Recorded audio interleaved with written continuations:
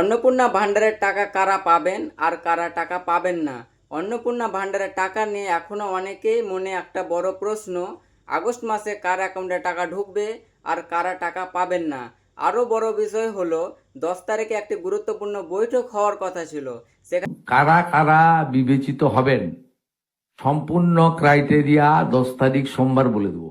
সেখানে অন্নপূর্ণা ভান্ডার নিয়ে গুরুত্বপূর্ণ আলোচনা হতে পারে বলে অনেকেই আশা করেছিলেন, কিন্তু আজ হয়ে গেল 11 তারিখ, এখনো পর্যন্ত সেই বৈঠক নিয়ে কোনো স্পষ্ট সরকারি ঘোষণা বা নিশ্চিত প্রতিক্রিয়া সামনে আসেনি। তাই এখনই কেউ নিশ্চিতভাবে বলবেন না যে অমুক পাবেন বা অমুক পাবেন না।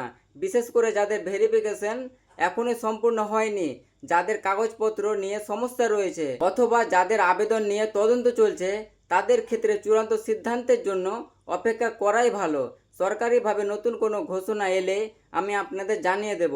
এই ভিডিওটি অবশ্যই শেয়ার করে অন্যদেরকে জানিয়ে দেবেন।